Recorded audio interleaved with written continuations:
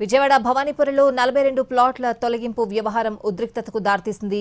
జోర్జినగర్లో 2 ఎకరాల్లో గల 42 ప్లాట్లున్నాయి. దీనిపై కోర్టులో వివాదం నడుస్తోంది.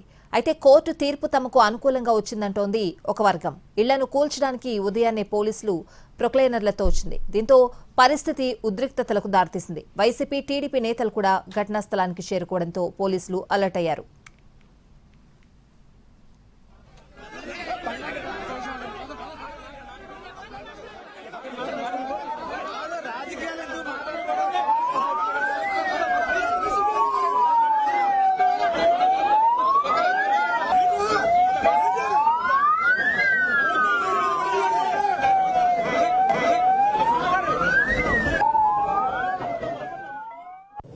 ఇంతమంది 42 మంది రోడ్డు మీద పడిపోతుంటే మహిళలంతా కూడా పోలీసుల్ని పాపం చాలా బాధతో, ఆక్రోశంతో, చాలా ఆవేశంతో, చాలా ఆవేదనతో పోలీసులు కాళ్లు పట్టుకుంటున్నారు. మాకు మనుగడ కల్పించండి అని.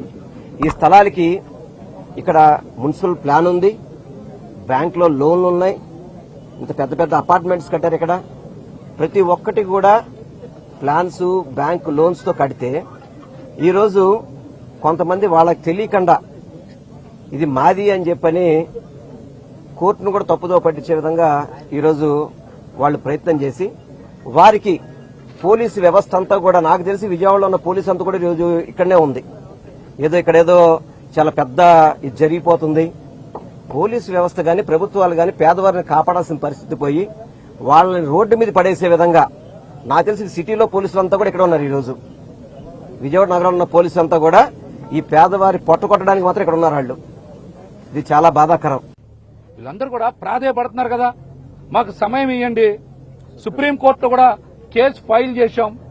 3 రోజుల్లో దీని మీద స్టే వచ్చేటువంటి పరిస్థితి ఉంది. 28వ తారీఖు, 29వ తారీఖు అని ప్రాధేయపడుతున్నా సరే మీరు కనీసం వాళ్ళ మొరాలకించకుండా, వాళ్ళ ఆవేదనని పట్టించుకోకుండా బలవంతంగా ఈ ప్రక్రియ చేయడం ప్రజాస్వామ్యానికి విరుద్ధం.